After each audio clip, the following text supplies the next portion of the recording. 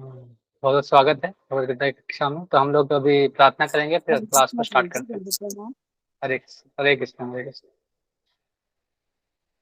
ओम अज्ञानतिमिरन्धस्य ज्ञानाञ्जना शलाकया चक्षुरुन्मीलितं तस्मै श्रीगुरवे नमः। श्री चैतन्य मनोभीष्टं स्थापितं येन भूतले स्वयं रूपा कदा मह्यं ददाति स्वपदान्तिकम्।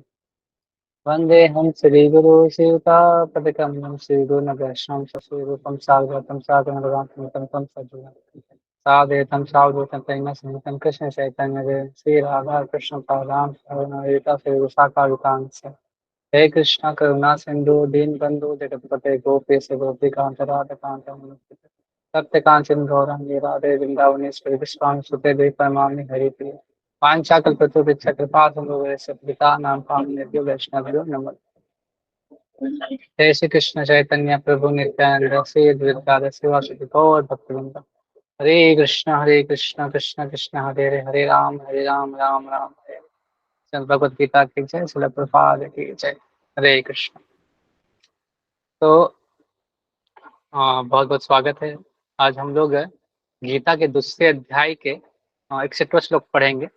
उससे पहले हम लोगों ने अभी स्थित फलक की जो स्थितियां हैं हम लोगों ने पढ़ी। कल हम लोगों ने पढ़ा था कि कैसे कोई एक अगर कोई कितनों भी योगी हो, ज्ञानी हो, आत्मवादी हो, लेकिन अपने इंद्रियों को वो वश में कर लेता है, लेकिन उनके मन को अगर स्थिर में ना रखे, इंद्रिय भोगों से दूर ना रखे, तो फिर भी वो इंद्रियों फिर से वो इंद्रिय भोग में फिर से पड़ सकता है। तो हम लोगों ने उदाहरण भी देखे थे, 4 उदाहरण देखे थे और बहुत सारे हैं। और विश्वामित्र का उदाहरण देखे थे कि हम लोग कैसे इतनी ज्यादा तपस्वी होने के बावजूद भी बाद में वो इंद्रिय भोग में वो लग गए। इंद्रिय बस में मन को स्थिर न रखने के कारण इंद्रिय बस में इंद्रिय भोग में फिर से लग गए ऐसे। तो नेक्स्ट लोग है कैसे हम अपने इंद्रियों को स्थिर रख सकते हैं। इंद्रियों को कैसे कहाँ पे लगाएं, मन को, अपनी चेतना को कहाँ स्थिर रखें, मन और बुद्धि को कहाँ स्थिर रखें, जिससे हम इंद्रियों को संयम में ला सकते हैं। 61 श्लोक, 61 श्लोक में भगवान बता रहे हैं। श्लोक इस प्रकार से है। तानि सर्वाणि संयम्यं युक्त आसीत् मत्परः वसे हि असे इंद्रियाणि तस्य प्रज्ञा प्रतिष्ठिता। तानि सर्वाणि संयम्यं युक्त आसीत् आसीत् मत्परः वसे हि यस्य इंद्रियाणि तस्य प्रज्ञा प्रतिष्ठिता। तो इसमें उसका अनुवाद है, जो इंद्रियों को पूर्णतः वश में रखते हुए इंद्रियन संयमन करता है और अपनी चेतना को मुझ में स्थिर कर देता है, वो मनुष्य स्थिर बुद्धि कहलाता है। तो यहाँ पे क्या बोल रहे भगवान, जो अपनी इंद्रियों को कहाँ लगा रहे हैं, पूर्णतः वश करने के लिए। इंद्रियों को अगर वश करना है तो इंद्रियों को भगवान के समय में लगा। अगर हमको अपनी इंद्रियों को संयम में रखना है तो क्या करना पड़ेगा, हमको सारी इंद्रियों को जहाँ है उसको भगवान में, भगवान के सेवा में लगाना पड़ेगा। इसलिए बोलते हैं ना, ऋषिकेशा सेवम भक्ति रुच्यते। मतलब बोला कि अगर ऋषिकेश कौन है, भगवान है। भगवान क्या है, इंद्रियों के स्वामी है। तो इंद्रियों को अगर वश में करना है तो क्या करना पड़ेगा, सारी इंद्रियों को कहा, ऋषिकेश की सेवा में, भगवान की सेवा सेवा में लगाना पड़ेगा। जैसे छोटा बालक है, उसको पता नहीं ना, उसकी मन चंचल है। ऐसे उदाहरण में जैसे बच्चे का, तो वो हमेशा हमेशा एक चंचल रहने का कारण क्या, इधर उधर भागता रहता है। जैसे बच्चे को हम लोग कुछ बोले, जो बच्चे को नहीं करने बोलेंगे वही करेगा। लेकिन शांत रहना है, शांत नहीं मतलब आवाज नहीं करना है तो वह आवाज करेगा। उसको बोलेगा कि बदमाशी नहीं करना तो बदमाशी करेगा। तो वो क्या है, उसका मन स्थिर नहीं। बच्चे, छोटे बच्चे, तो हमारा भी मन क्या है, एक छोटे बच्चे के भांति है। तो अगर हम उसको कहीं पे इंगेज, अगर बच्चे को, जैसे कि अगर बच्चा को अगर अगर इंगेज करना तो क्या करते, फिर उसको कुछ खिलाना दे देते, खेलता खेलता उसमें रहता है, खेलते खेलते वो बदमाशी नहीं करता। उसी प्रकार हमारा मन को भी कुछ देना पड़ेगा, इंगेजमेंट देना पड़ेगा। उस इंगेजमेंट से ही वो मन क्या होगा, धीरे धीरे स्थिर रह सकता है। नहीं तो हम कितनों भी प्रयास करें इस मन और अगर मन स्थिर रहेगा तब इंद्रिय हमारे क्या संयम रहेगी। इंद्रिय संयम रहने का सबसे बड़ा, सबसे अच्छा चीज क्या है, अपनी इंद्रियों को भगवान की सेवा में लगाओ, मन को भगवान की सेवा में लगाओ।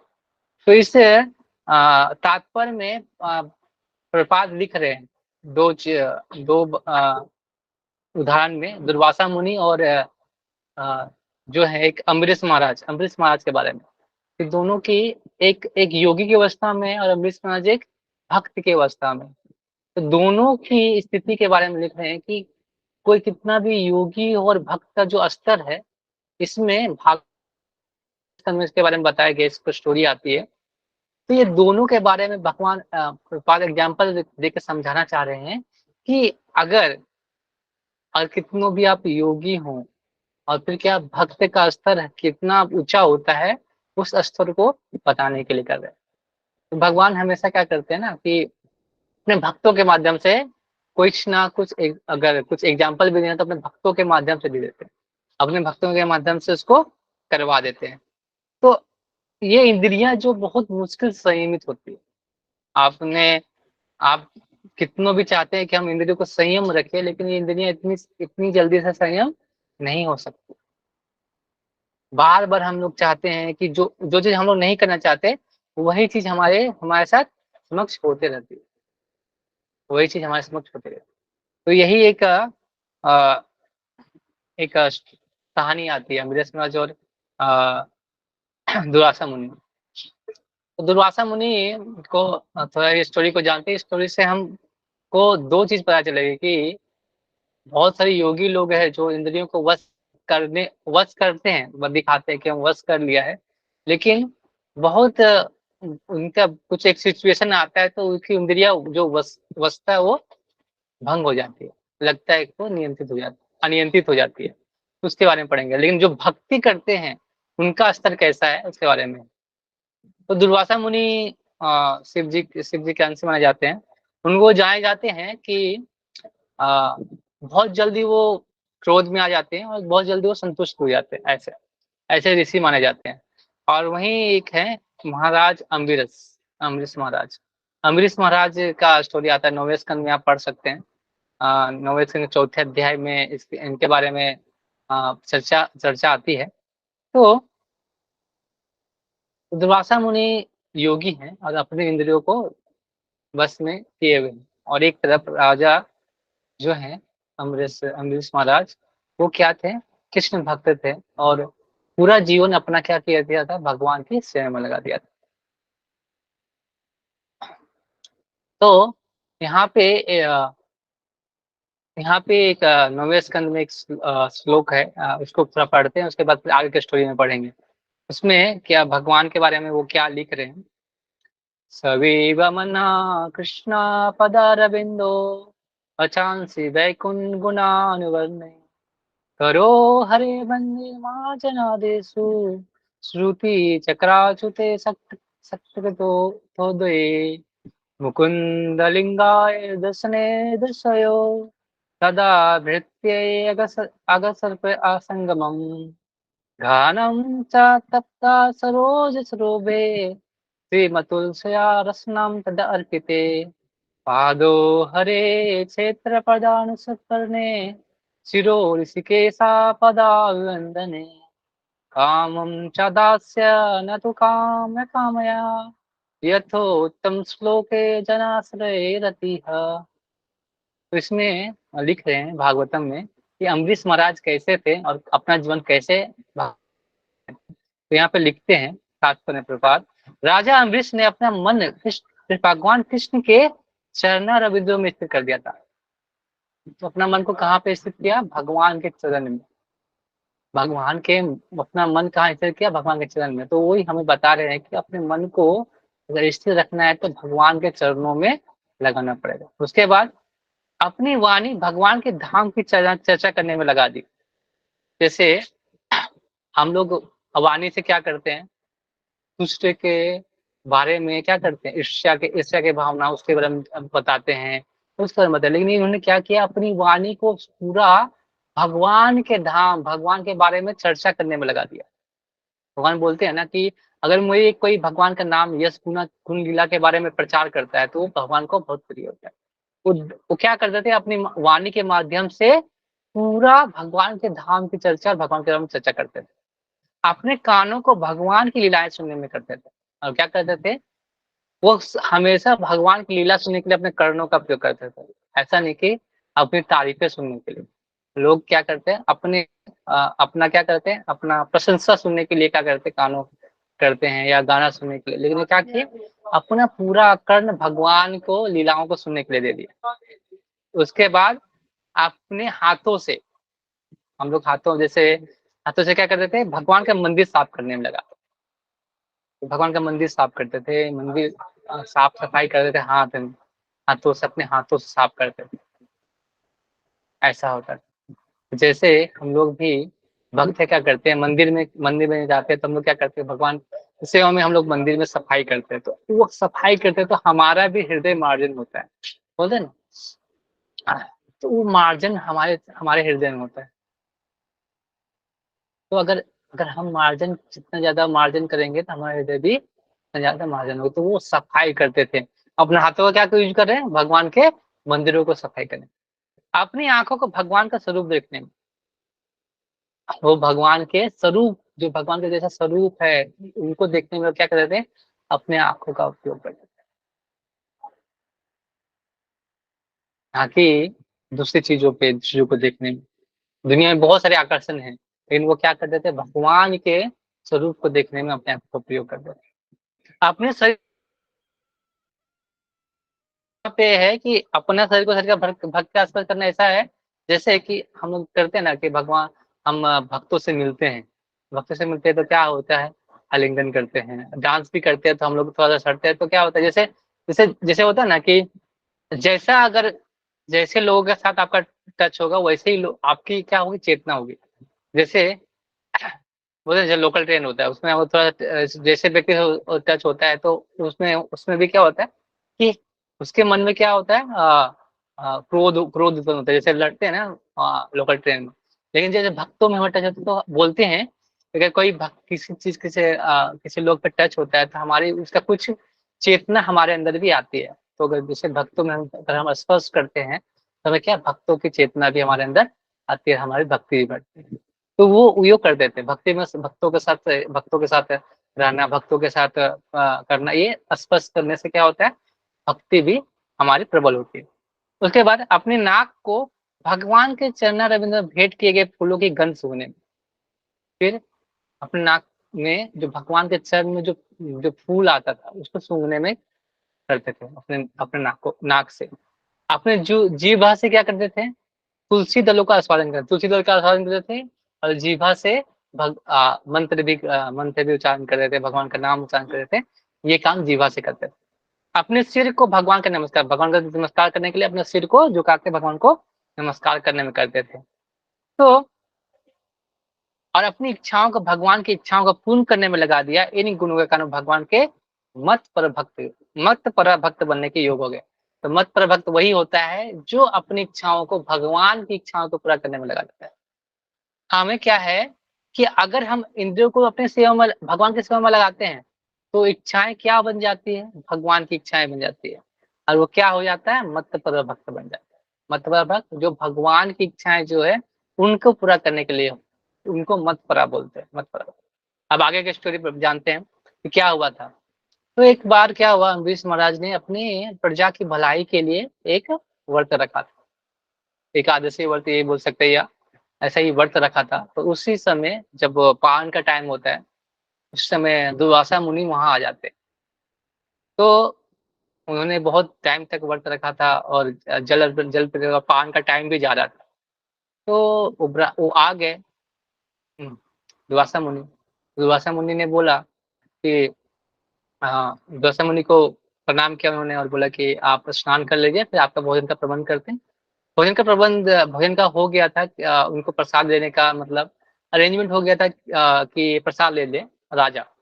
तो अमरीश महाराज बोलते नहीं, अभी प्रसाद तो नहीं ले सकते, ब्राह्मण आए, पहले ब्राह्मण को खाना खिलाने भैया नहीं खा सकते। उनके मंत्री ने बोला कि आपका पान का टाइम चला जाएगा, उससे क्या होगा कि फिर वो आप पान तोड़ नहीं सकते, आप व्रत तोड़ नहीं पाएंगे। तो आप थोड़ा सा एक बूंद पानी ले लीजिए, जिससे क्या होगा कि आपका व्रत भी नहीं टूटेगा और आपका जो मेहमान का सत्कार भी रह जाएगा। तो उन्होंने एक बूंद पानी ले लिया। तो दुर्वासा मुनि ने जान अपने अपने जो सिद्धि से जान गए कि उन्होंने पानी ले लिया एक बूंद। तो वो उसी में क्रुद्ध हो गए। वो बोले कि तुमने मुझे खिलाए बिना कैसे अपना भोजन ग्रहण किया। तो उसमें क्रुद्ध होकर उन्होंने बोला कि, और उन्होंने अपना बाल का एक बाल निकाला दुर्वासा मुनि ने, और एक राक्षस प्रकट हो गया वहां पे उनको मारने के लिए। तो वो ऐसे ही खड़े रहे अम्बरीश महाराज कि भगवान आप बचाने के लिए मिले हो भगवान, अगर मैंने अपराध किया है तो मुझे वो दंड मिले। तो ये भगवान के भक्त थे। तो जो सुदर्शन था, सुदर्शन उनकी रक्षा के लिए आ जाते। सुदर्शन आते हैं और वो राक्षस को मार देते हैं, दुर्वासा मुनि के पीछे लग जाते हैं। दुर्वासा मुनि सब जो आ जाते हैं, देवता लोग, शिवलोक, ब्रह्मलोक, फिर विष्णु के पास जाता है, शिवलोक के पास जाता है। शिव जी बोलते हैं कि मैं कुछ नहीं कर सकता सुदर्शन का, जो ये तो विष्णु जी का शस्त्र है, तो आप उनसे जाके बात करिए। तो विष्णु जी के पास बोलते हैं। तो विष्णु बोलते हैं कि मैं तो अपने भक्तों के अधीन होता हूँ, जो भी भक्त होते हैं मैं उनके अधीन हूँ। तो वो तो सुदर्शन है, वो भी उनके अधीन है। अगर आप जाके जिनके प्रति आपने अपराध किया उनसे क्षमा मांगे, तभी आपका ये मतलब क्षमा हो सकता है। तो जाते हैं। फिर वो जाके अम्बरीश महाराज वहीं पे खड़ा रहते हैं। एक साल बीत जाता है ऐसा, वहीं पे खड़ा रहते हैं अम्बरीश महाराज। एक वर्ष वहीं पे खड़ा रहते हैं। फिर अम्बरीश महाराज उनको माफ करते हैं, सुदर्शन चला जाता है। तब दुर्वासा मुनि उनके चरणों में गिरते हैं, बोलते हैं कि आपकी जो भक्ति का स्तर है सबसे उच्च। तो यहाँ पे हम देख सकते हैं कि एक योगी कितनों भी अपनी योग सिद्धि में कितने इंद्रियों को वश में कर रहा है, लेकिन अपने मन को स्थिर ना रखने के कारण अपने भक्ति के अवस्था, तो भक्ति को अगर एक जगह क्या इधर इधर क्या दिख रहा है, भक्ति का स्तर दिख रहा है, और एक इंद्रियों को संयम रख रहे हैं।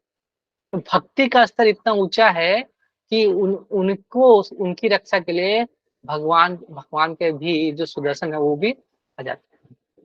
तो भक्त का स्तर, वो सारे अगर भक्ति को करता है तो मन और इंद्रिय पूरी तरह से अपने आप संयमित हो जाते हैं। क्यों? क्योंकि ऐसा उसमें साधना ही ऐसा है कि हम जैसे देखा आपने कि अमरीश महाराज कैसे साधना कर रहे हैं। आंखों, हम लोग भी जैसे मंगल आरती उठते, सुबह में उठते हैं, सुबह उठ के क्या करते हैं, भगवान को, भगवान का स्वरूप का दर्शन करते हैं, फिर गाते हैं, संसार का प्रणय कारुण्य घन घन। तो जैसे गाते हैं भगवान को हम लोग, आरती दिखाते हैं, जल जल अर्पण करते हैं, अग्नि अर्पण करते हैं, फूल अर्पण करते हैं, फिर हमको सुगंध लेते हैं। तो और पूरा फिर क्या करते हैं, अगर कोई सेवा है तो हम लोग पुष्प से भगवान के लिए माला बनाते हैं, या भगवान के जो घर जो मंदिर को सुमार्जन करते हैं। तो ये क्या है, हम भगवान के लिए नहीं, हम अपने इंद्रियों को संयम करने के लिए कर रहे हैं। अगर हम वो अगर वैसे सेवा ना करें तो हमारी इंद्रियां संयमित नहीं होगी। तो प्रपात ने हमें ऐसा ऐसा ऐसा क्यों दिया है सिस्टम, क्योंकि अगर हम ऐसा करेंगे तो धीरे धीरे हमारी इंद्रियां संयमित होगी, मन भी स्थिर हो जाएगा। मन और बुद्धि जब स्थिर होगा तो हम स्थिर प्रज्ञ हो सकते हैं, मत पर भक्त बन सकते हैं। मत पर भक्त वही होता है जो अपनी इंद्रियों को भगवान की सेवा में लगा रहता है। तो जो भगवान की सेवा में लगा दिया, मत पर हो गया। तो हाँ, बलदेव विद्याभूषण भी हमारे आचार्यों में आते हैं, उन्होंने लिखा है मथुरा भक्त के लिए, मद भक्ति प्रभावेन सर्वेन्द्रिय विजय पूर्वका स्व आत्मा दृश्यत सुलेभेति भावः। इंद्रियों को केवल कृष्ण की भक्ति के बल पर वश किया जा सकता है। बलदेव विद्याभूषण लिख रहे हैं कि अगर आपको इंद्रियों को वश में करना है, पूरी तरह वश में करना है, तो बोलेंगे नहीं हम तो भक्ति कर रहे हैं लेकिन हमारी इंद्रिया वश में नहीं हो रही। आप भक्ति कर रहे हैं लेकिन आप भक्ति के उस स्तर पर नहीं पहुंचे कि आप इंद्रियों को वश कर चुके, वश कर पाए। अब स्तर पे पहुंचना पड़ेगा ना। अब ऐसा नहीं है कि एक दिन आप आए, हाँ मंदिर में घुसे, एक बार आरती अटेंड किए, बस हमारी इंद्रिया बस हो गई, नहीं, बार बार प्रैक्टिस करना पड़ेगा। तो वही बता रहे हैं कि केवल कृष्ण भक्ति से ही हम अपनी इंद्रियों को बस कर सकते हैं, और कोई रास्ता नहीं। आप कितनों मेडिटेशन योग कीजिए, कुछ दिनों के बाद योग साधना भी कीजिएगा, फिर इंद्रिया बस में होंगी, लेकिन जो इंद्रिय बस के जो हमारे चेतना है ना, मन, वो फिर हमको भगाएगा। तो एक ही चीज है, क्या शक्ति है, मन, क्या, भक्ति। जैसे आप देखते होंगे, एक उदाहरण है, कि कृष्ण भक्ति आती है तो क्या होता है हमारे जीवन में। जैसे कोई अग्नि अगर कोई जगह में जल गई, आग लग गया किसी के घर में, तो क्या करता है, पूरे अग्नि पूरा चीज को जलाकर राख कर देता है। राख कर देता है ना, कुछ बचता नहीं। सारी अग्नि अगर लग जाती है तो वो राख कर देता है। उसी प्रकार अगर भक्ति की अगर अग्नि हमारे अंदर अगर प्रज्वलित हो जाए हमारे हृदय में, तो हमारे अंदर जो मल है, जो हमारे अंदर जो मल है उसको क्या करेगी, जो भोग वासनाएं हैं, जो इच्छाएं हैं हमारे लिए, वो उसको सब कुछ मल को जला के राख कर देती है। और जब जला के वो राख कर देगी, तब हमारे हृदय क्या हो जाएगा, शुद्ध हो जाए। तब हम क्या करेंगे, भगवान की भक्ति में लग सकते हैं। जैसे कि कोई अगर भार है हमारे हमारे सर में या हमारे पीठ में, तो हम लोग क्या करते हैं, बहुत धीरे धीरे चलते हैं। लेकिन जब ये भार उठा लिया जाता है, तब क्या करते हैं, तेज जोड़ते हैं। तो जो गुरु हैं, जो भगवान है हमारे, भार को कम कर देते हैं अगर जब हम भक्ति में आगे बढ़ते हैं। तब हम क्या कर सकते हैं, भक्ति में बहुत तेज तेज चल सकते हैं।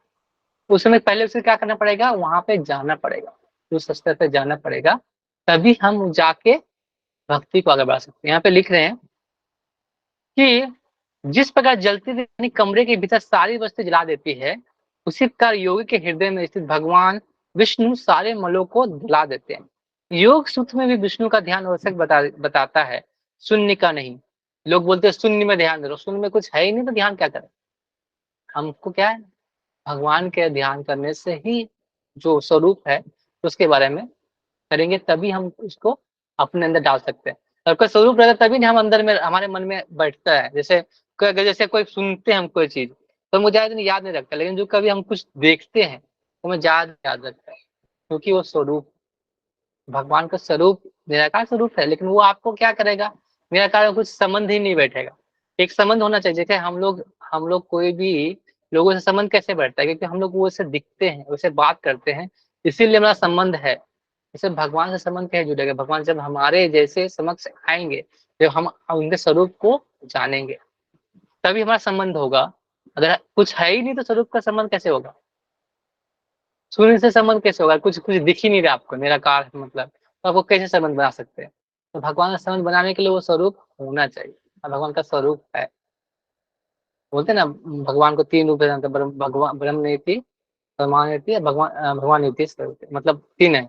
भगवान परम ब्रह्म के रूप में जान सकते हैं, तो भगवान के रूप में फिर परमात्मा और भगवान के रूप में जान सकते हैं, परमात्मा और भगवान, भगवान के एक आते हैं।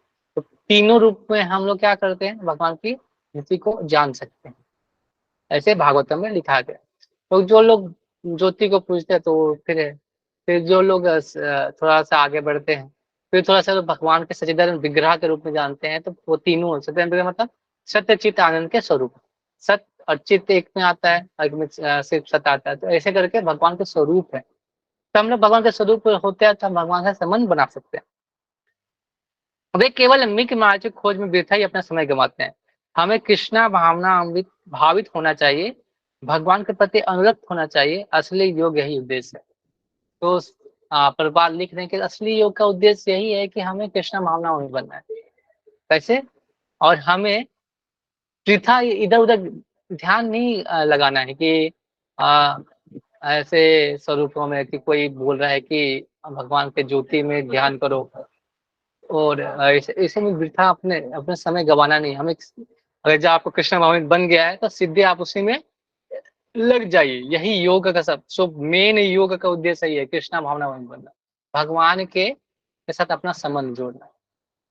तभी जो अब अर्जुन को वही भगवान बता रहे हैं कि भगवान बोल रहे हैं कि यार आप तो अभी पहले बता रहे थे मुझे स्थित प्रज्ञ के बारे में, स्थित प्रज्ञ के बारे में, फिर इंद्रियों को वश में करने बता रहे हैं, मन को अस्थिर बता रहे हैं।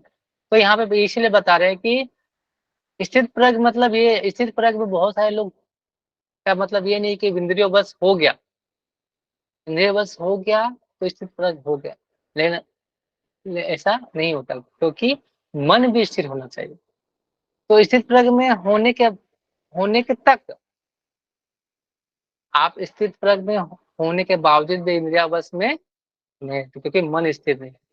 तो हम स्थित प्रज्ञ में होने के बाद उसको प्रैक्टिस करना पड़ेगा, क्या, मन को स्थिर रखने का। तो धीरे धीरे हम स्थित प्रज्ञ की स्थिति आ जाएंगे। ऐसा नहीं कि नहीं होगा, वो रस निवृत्त होगा, लेकिन हमको प्रैक्टिस साधना अपनी जारी रखनी पड़ेगी। सबसे मेन हमारे जीवन में जो भी अगर भक्तों के जीवन में जो भी सबसे बड़ा होता है साधना। आप कितने अच्छे से साधना कर रहे हैं, वही आपके आपके बोलचाल, आपके जीवन में वही रिफ्लेक्ट होता है।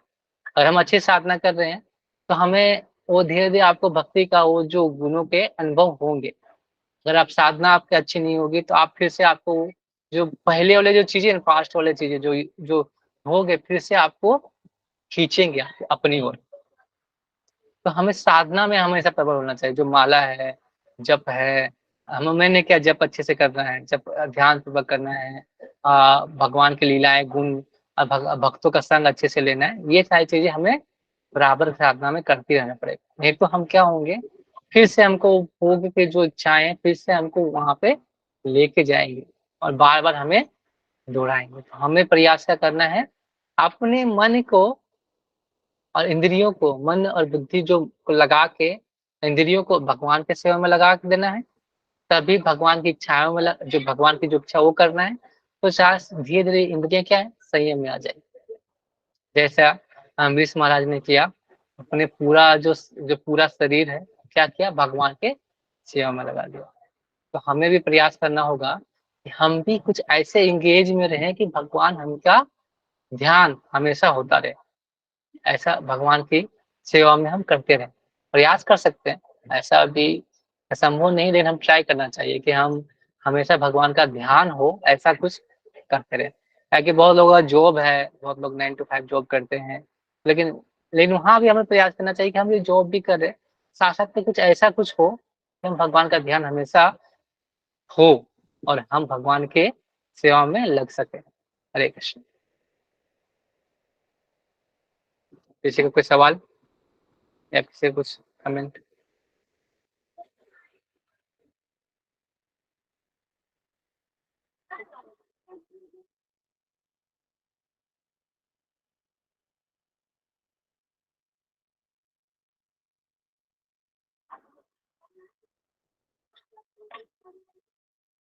हरे कृष्ण। कुछ आपका सवाल है?